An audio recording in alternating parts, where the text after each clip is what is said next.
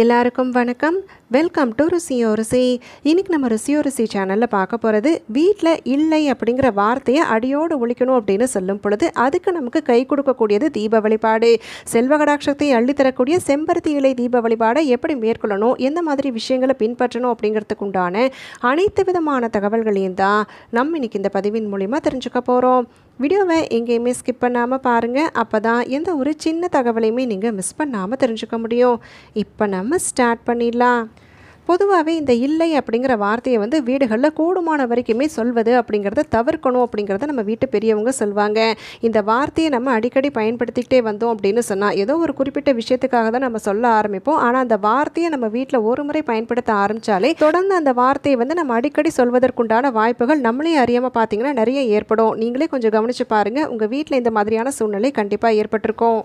அதனால தான் கூடுமான வரைக்குமே இந்த வார்த்தையை பயன்படுத்துவது அப்படிங்கிறத தவிர்த்து கொள்ளணும். இப்போ ஒரு பொருள் நம்ம வீடுகளில் தீர்ந்து போயிடுச்சு, அதை வாங்க வேண்டிய சூழ்நிலையில் இருக்கிறோம் அப்படின்னு சொல்லும் பொழுது அந்த பொருள் வேணும் அப்படிங்கிறத மட்டுமே நம்ம வலியுறுத்தி சொல்லி வாங்கணும். அதுக்கு பதிலாக அந்த பொருள் இல்லை அப்படின்னு சொல்ல ஆரம்பிக்கிறோம்னு வச்சுக்கோங்களேன். இப்போ எடுத்துக்காட்டுக்கு அந்த பொருள் உப்பாக இருக்குது அப்படின்னாக்க அந்த குறிப்பிட்ட பொருள் இல்லை தீர்ந்துருச்சு அப்படின்னு சொன்னால் நம்ம வீட்டில் எப்படி சொல்லி வாங்கணும்னு பார்த்தீங்கன்னா, இந்த பொருள் குறைவாக இருக்குது, நம்ம வாங்கி வச்சுக்கலாம் அப்படிங்கிறத மட்டும்தான் வலியுறுத்தணும். இப்போ அந்த பொருளை குறிப்பிட்டு சொல்லி இல்லை அப்படின்னு சொல்ல ஆரம்பிக்கிறோம்னு வச்சுக்கோங்களேன். ஏன்னா இந்த உப்பு அப்படின்னு எடுத்துக்காட்டுக்கு எடுத்த பொருள் பார்த்தீங்கன்னா அஷ்ட ஐஸ்வர்யங்களும் மகாலட்சுமி தாயாரும் குடிகொண்டிருக்கக்கூடிய பொருள். அப்படி அந்த பொருளை நம்ம முன்னிலைப்படுத்தி இல்லைன்னு சொல்ல ஆரம்பித்தா தொடர்ந்து எல்லா பொருட்களுக்குமே பார்த்தீங்கன்னா வீட்டில் குறைவானது ஏற்படும். அதனால் கூடுமான வரைக்குமே தவிர்த்து கொள்ளுங்க. இப்போ ஒரு வேளை இந்த நிலையில் நீங்கள் தள்ளப்பட்டிருக்கிறீங்க, இதுலேருந்து நான் மீண்டு வரணும், எல்லா விதமான செல்வங்களும் வீடுகளில் நிறைந்திருக்கணும் அப்படின்னு சொல்லும் பொழுது செல்வ கடாட்சத்தை அள்ளித்தரக்கூடிய ஒரு அற்புதமான தீப வழிபாடு அப்படின்னு பார்த்தா இந்த செம்பருத்தி இலை தீப வழிபாடு. இது எல்லா நாட்களுமே நம்ம தொடர்ந்து ஏற்றி வணங்கணும் அப்படிங்கிற ஒரு கட்டாயம் எல்லாம் கிடையாதுங்க. வாரத்தில் ஒரு நாள் நீங்கள் தேர்வு செய்துக்கோங்க. எந்த ஒரு கிழமையாகவும் இருக்கலாம், ஞாயிற்றுக்கிழமையாகவும் இருக்கலாம், திங்களாக இருக்கலாம், செவ்வாயாக இருக்கலாம். எந்த ஒரு கிழமையை நீங்கள் தேர்வு செய்தாலும் தொடர்ச்சியாக பார்த்தீங்கன்னா அதே கிழமையில் நீங்கள் ஒவ்வொரு வாரத்துலையும் வரக்கூடிய அதே கிழமையில் தொடர்ந்து தீபம் ஏற்றுவது அப்படிங்கிறத செய்யணும். இப்படி தீபம் ஏற்றணுங்கிறத தெரிஞ்சுக்கிட்டோம். அப்போ எத்தனை வாரங்கள் ஏதாவது கணக்கு இருக்கா அப்படின்னு கேட்டால் 21 வாரங்கள் உங்களால் முடியும் அப்படின்னு சொன்னால் தாராளமாக ஏற்றலாம். இல்லை அதற்கும் குறைவாக சொல்லுங்கள் அப்படின்னு கேட்டால் 11 வாரங்களாவது நம்ம கண்டிப்பாக இந்த செம்பருத்தி இலை தீபத்தை ஏற்றுவது அப்படிங்கிறத செய்யணும். ஏன்னா ஒரு சிலருக்கு பார்த்தீங்கன்னா ஒரு முறை தீபம் ஏற்றும் பொழுதே நல்ல மாற்றம் தென்படும். ஒரு சிலருக்கு பார்த்தீங்கன்னா கொஞ்சம் காலதாமதம் ஆகும். எந்த ஒரு வழிபாடாக இருந்தாலும் சரி ஒரு முறை 2 முறையில் நமக்கு ஒரு சிலருக்கு மட்டும்தான் பலன் கிடைக்கும். தொடர்ந்து நம்ம நம்பிக்கையோடு இந்த தீப வழிபாட்டை மேற்கொண்டு வந்தோம் அப்படின்னு சொன்னால், அதாவது 11 வாரங்கள் நம்ம கட்டாயமாக ஏற்றிக்கொண்டே வரோம் அப்படின்னு சொல்லும் பொழுது கட்டாயம் வீடுகளில் செல்வமழை பொழிவதற்குண்டான அருள் கிடைக்கப்பெறும். செம்பருத்தி இலை தீபம் அப்படிங்கிறத பார்த்ததுலேயே உங்களுக்கு செம்பருத்தி இலை தேவை அப்படிங்கிறத புரிஞ்சுட்டு இருந்திருப்பீங்க. இப்போ எத்தனை இலைகள் தேவை அப்படின்னு பார்த்தீங்கன்னா ஒற்றைப்படை எண்ணிக்கையில் வர மாதிரி ஒரே ஒரு இலையை கூட பயன்படுத்தலாம், இல்லை 3 இலைகள் பயன்படுத்தலாம், 5 வரைக்கும் பயன்படுத்தலாம். அதுக்கு மேலே வேண்டாம், 5 இலைகள் வரைக்கும் நீங்கள் கூடுமான வரைக்கும் வைத்து பயன்படுத்துவது அப்படிங்கிறத செய்துக்கோங்க.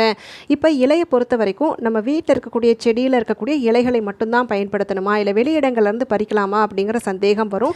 இப்போ ஒருவேளை நம்ம வீட்டில் செம்பருத்தி செடி இருக்குது அப்படின்னாக்கா தாராளமாக அந்த இலைகளை பயன்படுத்தி தீப வழிபாட்டை மேற்கொள்ளலாம். ஒருவேளை இந்த செடி உங்கள் வீட்டில் இல்லை அப்படின்னு சொன்னாக்க இப்போ வெளியிடங்களில் ஒரு பொதுவான இடம் இருக்குது அப்படின்னா, ஒரு பார்க் இருக்குது அப்படின்னு சொன்னாலோ, இல்லை போகக்கூடிய வழியில் எங்கேயாவது செம்பருத்தி செடி பார்க்குறீங்க அப்படின்னு சொன்னாலும் அதுலேருந்து இலையை பறிக்கிறதுக்கு முன்னாடி ஒரு வாட்டர் கேன் அளவுக்கோ இல்லை ஒரு டம்ளர் அளவு தண்ணீரையாவது விட்டு நீங்கள் இலைகளை பறிப்பது அப்படிங்கிறத மட்டும் உறுதிப்படுத்திக்கோங்க.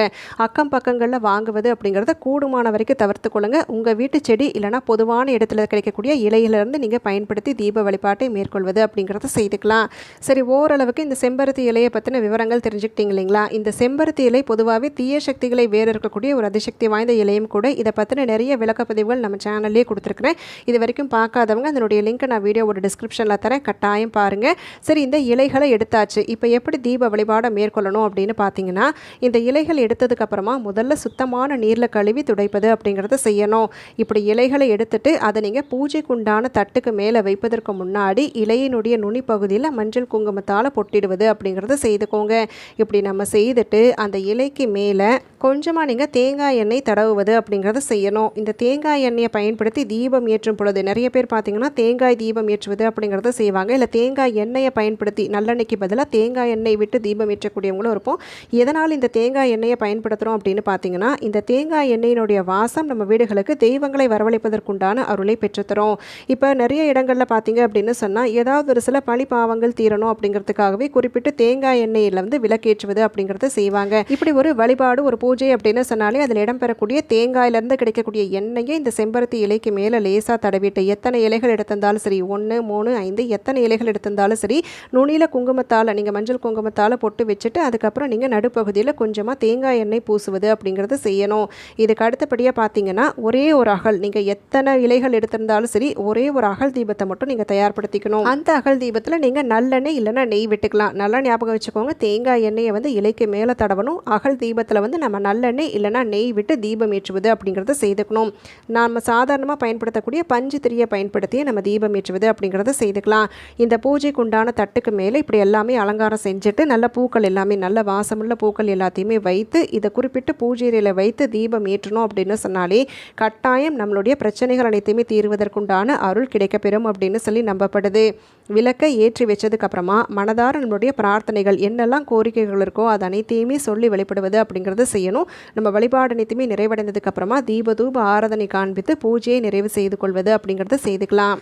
ஓரளவுக்கு விளக்கு ஏற்றுற வரைக்குமே நம்ம எந்த மாதிரி விஷயங்கள் அனைத்துமே கடைப்பிடிக்கணுங்கிறத பார்த்தோம் இல்லைங்களா. விளக்கை ஏற்றி வச்சதுக்கப்புறமா என்னெல்லாம் செய்யணும் அப்படின்னு கேட்டிங்கன்னா, முதல்ல பிள்ளையாருக்கு அந்த துதியை சொல்லிவிட்டு, உங்களுடைய குலதெய்வம் தெரியும் அப்படின்னாக்கா குலதெய்வத்தினுடைய நாமத்தை 3 முறையாவது உச்சரிப்பது அப்படிங்கிறத செய்யணும். இதை தொடர்ந்து நீங்கள் இஷ்ட தெய்வத்தினுடைய நாமத்தையும் சொல்லி வெளிப்படுவது அப்படிங்கிறத செய்துக்கலாம். இப்படி நம்ம செய்து முடிச்சதுக்கப்புறமா உங்களுடைய மனக்கவலைகள் என்னெல்லாம் இருக்கோ, எதெல்லாம் உங்கள் வீடுகளில் சரி செய்யணும்னு சொல்லி நினைக்கிறீங்களோ, எதெல்லாம் உங்களுக்கு பிரச்சனையாக முன்னாடி நிற்குதோ அது அனைத்தையுமே இந்த தீபத்துக்கு முன்பாக சொல்லி வெளிப்படுவது அப்படிங்கிறத செய்யணும்.